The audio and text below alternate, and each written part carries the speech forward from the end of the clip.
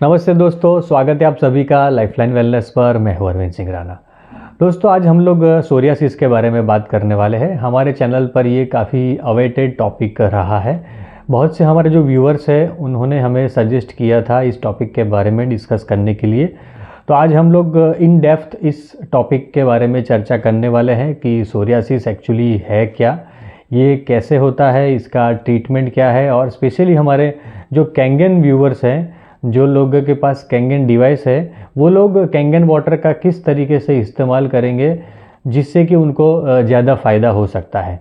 आज हम लोग इस डिस्कशन में एलोपैथ के बारे में भी डिस्कशन करेंगे कि एलोपैथ क्या कहता है, उसकी ट्रीटमेंट्स ऑप्शन क्या है। उसके साथ हम लोग आयुर्वेद और नेचुरोपैथ के बारे में भी बात करेंगे। आयुर्वेद नेचुरोपैथ इसके बारे में क्या कहता है, उसका ट्रीटमेंट, लाइन ऑफ ट्रीटमेंट क्या है, और साथ ही कैंगन वाटर कैसे हम लोग इसमें यूज़ कर सकते हैं। तीनों एस्पेक्ट पे हम लोग आज बात करने वाले हैं। तो वीडियो के शुरुआत करने से पहले मैं आपको एक रिक्वेस्ट करूंगा कि अगर आप इस चैनल पर नए हैं तो हमारे चैनल को ज़रूर से सब्सक्राइब कर दीजिए, क्योंकि इस चैनल पर हम लोग कैंगन वाटर के रिलेटेड, ओवरऑल हमारी हेल्थ के रिलेटेड और personality development, mental health, relationship जैसे अलग अलग टॉपिक पे बात करते हैं। स्पेशली हमारे एक चैनल पर कैंगन वाटर रिलेटेड एक प्लेलिस्ट है जिसमें कि कैंगन वाटर को कैसे यूज़ करना चाहिए, डिवाइस के बारे में काफ़ी सारी इन्फॉर्मेशन दी गई है। अलग अलग डिसीज़ में कौन से पानी का कैसे इस्तेमाल करना चाहिए, क्या गलतियां है जो हमें अवॉइड करनी चाहिए कैंगन वाटर से रिलेटेड, वो सारी इन्फॉर्मेशन ये प्लेलिस्ट में दी गई है। तो अगर अभी तक आपने वो प्लेलिस्ट चेक नहीं किया है तो प्लीज़ चेक कर लीजिए, आपको बहुत सी इन्फॉर्मेशन मिलेंगी। और ज़रूर से सब्सक्राइब करिए चैनल। हमारे जो काफ़ी व्यूअर्स हैं वो अभी भी इस चैनल को सब्सक्राइब नहीं करते हैं। वो वीडियो तो देख लेते हैं, इन्फॉर्मेशन तो ले लेते हैं, पर चैनल सब्सक्राइब नहीं करते। तो प्लीज़ ऐसा मत कीजिए, चैनल को सब्सक्राइब कर दीजिए। वीडियो में आगे बढ़ते हैं। हमारा जो टॉपिक है सोरियासिस, उसके बारे में। पहले एलोपैथ के बारे में हम लोग बात करते हैं। एलोपैथ कहता है कि ये क्रोनिक स्किन डिसीज़ है, यानी कि ये लंबे समय से हमारे शरीर के अंदर जो समस्या है उसका एक बाहरी रूप है। स्किन क्रोनिक जिसे बोलते हैं। एक्यूट वो होता है जो शॉर्ट टाइम में, शॉर्ट पीरियड में हम लोगों को दिखाई देता है, जैसे सर्दी खांसी वगैरह जो है वो एक्यूट है। मगर जो क्रोनिक वो है जो लंबे समय से, जैसे डायबिटीज़ हो गया, सोरियासिस हो गया, हाइपरटेंशन है, ये जो सारे डिसीज़ है वो क्रोनिक डिसीज़ है। और इसमें हमारी जो खुद की इम्यूनिटी होती है वही हमारी दुश्मन बन जाती है, और हमारे स्किन के जो सेल्स होते हैं वो फास्टली ग्रो करने लगते हैं और डीजनरेट, जल्दी मर जाते हैं। तो स्किन के ऊपर एक परत बन जाती है, कभी कभी उसके अंदर से पानी भी निकलता है, पस भी निकलता है, रेड रेड एक निशान भी, धब्बे भी हो जाते हैं। ये सारी चीज़ें हमें लोगों को दिखती है। ये जो सोरियासिस है वो दुनिया भर में 2 से 3% लोगों में पाया जाता है, और इसका रीज़न एलोपैथ के according over activeness of our immune system, यानी हमारा जो इम्यून सिस्टम होता है जिससे हम रोगों के सामने रक्षण लेते हैं, वो सिस्टम हमारा ज़्यादा एक्टिव हो जाता है। और कई बार इसके रीज़न जीनेटिकली भी हो सकते हैं। साथ ही कई बार ऐसा भी पाया गया है कि जिन लोगों में कार्डियोवास्कुलर डिसीज़ है, यानी कि हार्ट रिलेटेड प्रॉब्लम है, आर्थराइटिस की समस्या है और डिप्रेशन की समस्या है, उन लोगों में भी ये डिसीज़ पाया गया है। एलोपैथ के ट्रीटमेंट के बारे में बात करें तो एलोपैथ के पास ऐसी कोई प्रोमिनेंट ट्रीटमेंट नहीं है सोरियासिस के लिए। वो सिर्फ वो लोग स्टीरॉइड्स का यूज़ करते हैं, टॉपिकल, यानी कि जो अफेक्टेड एरिया है स्किन के ऊपर वहाँ पे स्टीरॉइड का एप्लीकेशन, ऑइंटमेंट वगैरह यूज़ करते हैं। अल्ट्रावायोलेट फोटोथेरेपी भी यूज़ करते हैं जो आजकल स्किन ट्रीटमेंट्स में यूज़ होती है, और उसके साथ में विटामिन डी। तो ये एलोपैथ की ट्रीटमेंट है। और हम आगे बढ़ते हैं आयुर्वेद की तरफ। आयुर्वेद क्या कहता है?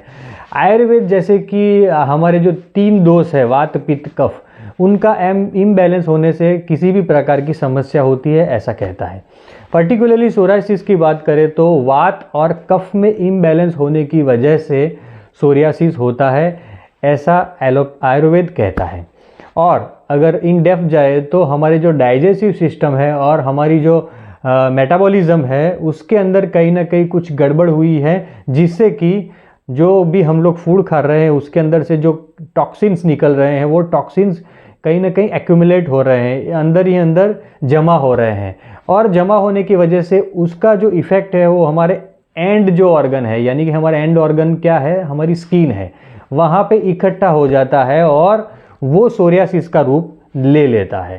तो आप यहाँ पर एलोपैथ और आयुर्वेद में डिफरेंस साफ तौर पर देख सकते हैं कि आयुर्वेद का जो है वो थोड़ा डिटेल्ड ये है, थेरेपी है और डिटेल में डायग्नोसिस किया हुआ है। तो उसकी थेरेपी भी जो है वो भी बहुत डिटेल लेवल पे है, यानी कि हमारी जो लाइफस्टाइल से लेके हमारी जो डाइटरी हैबिट्स है उसके अंदर और कौन सी अलग अलग थेरेपीज़ हम लोग यूज़ कर सकते हैं उसके बारे में डिस्कस करेंगे, और साथ ही कैंगन वाटर को कैसे यूज़ करना है वो भी बात करेंगे।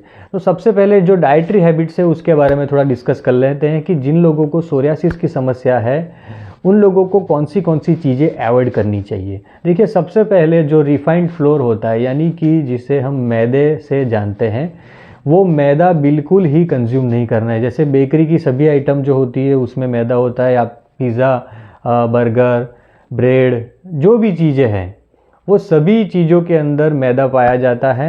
भले ही वो बोल रहे हैं कि होल ग्रेन से बनी हुई है, कुछ भी हो, मगर उसमें परसेंटेज बहुत ही कम होता है। अगर आप उसका लेबल चेक करेंगे तो होल ग्रेन परसेंटेज 30% से भी कम होता है, ज़्यादातर उसमें मैदा ही पाया जाता है। तो मैदे की जितनी चीज़ें हैं वो अवॉइड करनी है।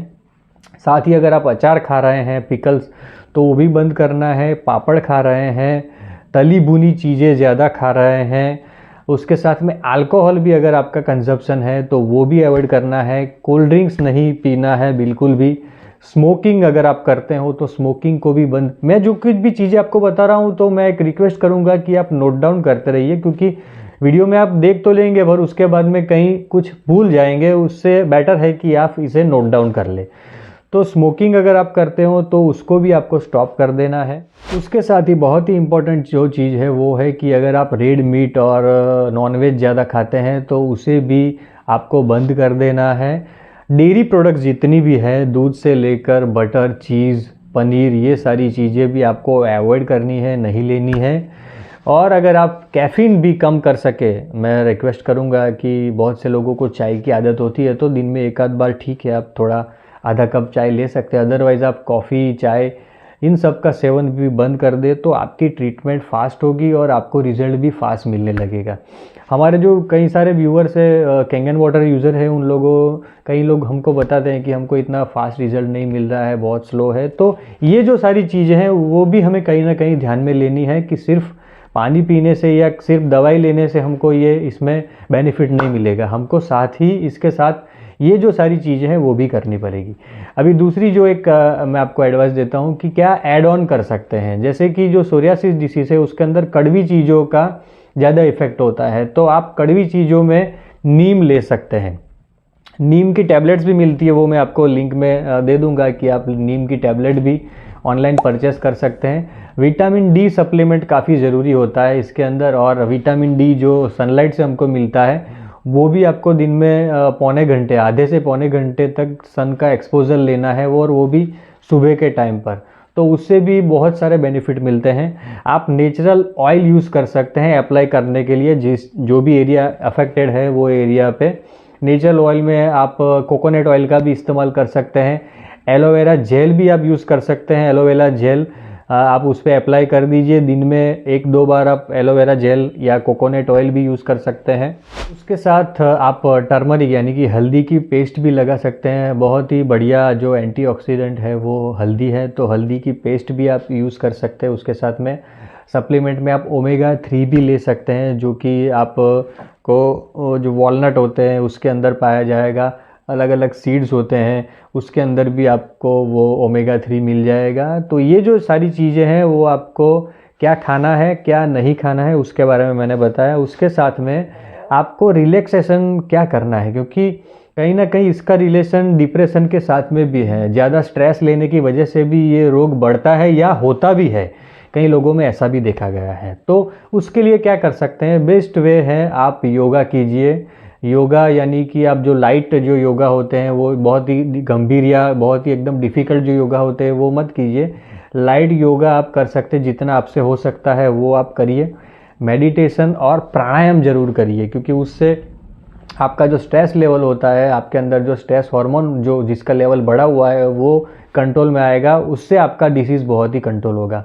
पेशेंस रखिए, ऐसा दिमाग में बार बार ख्याल मत लाइए कि मुझे ये बहुत बड़ी गंभीर बीमारी हो गई है, इसका क्या इलाज होगा, हो नहीं पाएगा, मुझे लगता है नहीं मैं इससे बाहर निकल पाऊँगा। ये जो सारे नेगेटिव थॉट्स हैं उससे भी बाहर निकल जाइए, आपको 100% रिजल्ट मिलेगा अगर आप ये चीज़ें फॉलो करेंगे तो योगा प्राणायाम भी आप इसमें शामिल कीजिए, डेली इसकी हैबिट बना लीजिए। एक पूरा आप अपना जो डेली शेड्यूल है, जो मैंने चीज़ें बताई उसको पूरा नोट डाउन करके एक शेड्यूल बना लीजिए कि कौन से समय पर हमें क्या क्या करना है। और हाँ, आयुर्वेद में एक बहुत ही बढ़िया चीज़ है, वो है पंचकर्म। पंचकर्म आप कहीं भी नज़दीकी आपके जो आयुर्वेदिक कोई ऐसा प्रैक्टिशनर एक्सपीरियंस हो या ऐसा सेंटर हो, वहाँ पे जाके आप पंचकर्म करवा सकते हैं, उससे आपको काफ़ी फ़ायदा मिलेगा। और स्ट्रेस कम करने के लिए आजकल मैंने देखा है कि बहुत सारे लोग अपनी नींद भी बहुत कॉम्प्रोमाइज़ कर रहे हैं, तो स्ट्रेस कम करने के लिए आपको कंप्लीट स्लीप भी चाहिए, 7 से 8 घंटे की आपको नींद भी चाहिए, जिससे कि आपकी जो कंडीशंस है वो जल्दी रिपेयर होगी, जल्दी आपको फ़ायदा मिलना शुरू हो जाएगा। तो यहाँ पर मैं हमारी जो आयुर्वेदिक जो ट्रीटमेंट थी उसके बारे में मैं अपना डिस्कशन ख़त्म करता हूँ, और कैंगन वाटर जो है उसके बारे में हम लोग अब डिस्कस करेंगे। हमारा कैंगन वाटर इसके अंदर कैसे बेनिफिट करता है, उसे कैसे यूज़ करना है, उसके बारे में बात कर लेते हैं। देखिए, कैंगन वाटर इसके अंदर कैसे काम करता है। पहले तो पानी की हमारी जो प्रॉपर्टी है वो समझ लेते हैं कि हमारा पानी जो है वो पतला पानी है, उसके मॉलिक्यूल्स का स्ट्रक्चर जो है वो स्मॉल है। उसकी वजह से क्या होता है कि हमारे अंदर जो कचरा जमा है, टॉक्सिन्स जमा है, वो हमारे सेल्यूलर लेवल पे उसको वो डिटॉक्स करता है, यानी बाहर निकाल देता है। तो उसकी वजह से हमारे जो डिसीज़ की ग्रोथ होती है वो रुक जाती है और रिवर्स होना स्टार्ट हो जाती है। तो ये बहुत ही ज़रूरी पहलू है। ज़्यादातर ट्रीटमेंट्स में, जैसे कि पंचकर्म में भी हमारा बॉडी डिटॉक्स अंदर से होता है, तो इसमें भी हमारा बॉडी अंदर से डिटॉक्स होगा। और जैसे कि इसके अंदर एंटीऑक्सीडेंट का हमें इस्तेमाल ज़्यादा करना है, एंटीऑक्सीडेंट की चीज़ें ज़्यादा लेनी है, फल फ्रूट सब्जियां वगैरह, तो हमारा जो पानी है कैंगन वाटर उसके अंदर भी भरपूर मात्रा में एंटीऑक्सीडेंट होते हैं, क्योंकि ये लाइव पानी है। तो उसका सेवन अगर आप ज़्यादा करेंगे, और मैं रेकमेंड करूँगा कि जिसको सोराइसिस है वो 9.5 का जो लाइव वाटर है, क्योंकि उसके अंदर लाइव हाइड्रोजन है, और हाइड्रोजन बहुत ही बेनिफिशियल है इस टाइप की समस्याओं में। तो आप 9.5 रेगुलरली कंज्यूम करिए, उसको लाइव पीने की कोशिश करिए। अगर आप बाहर जाते हैं कुछ काम से तो ठीक है, आप नॉर्मल 9.5 भी पी सकते हैं, पर जब भी आप घर पे हो तो मशीन से निकला हुआ लाइव पानी पीजिए। देखिए, आपको थोड़े ही टाइम के अंदर फ़र्क दिखना शुरू हो जाएगा। 2.5 जो हाईली एसिडिक वाटर है, जो कि 11.5 पानी निकालते हुए वेस्टेज में से निकल रहा है, जो कि स्वाद में खट्टा होता है, वो पानी आपको दिन में 5 से 6 बार जो भी अफेक्टेड एरिया है वहाँ पे स्प्रे करना है। वो एंटीबैक्टीरियल भी है, एंटी फंगस भी है। तो कई बार जो जिनको सोराइसिस होता है उन लोगों को पानी पस वगैरह भी होने लगता है, तो उसके ऊपर स्प्रे करना है, जिससे कि जो हमारा जो बैक्टीरियल इन्फेक्शन है वो आगे बढ़े नहीं।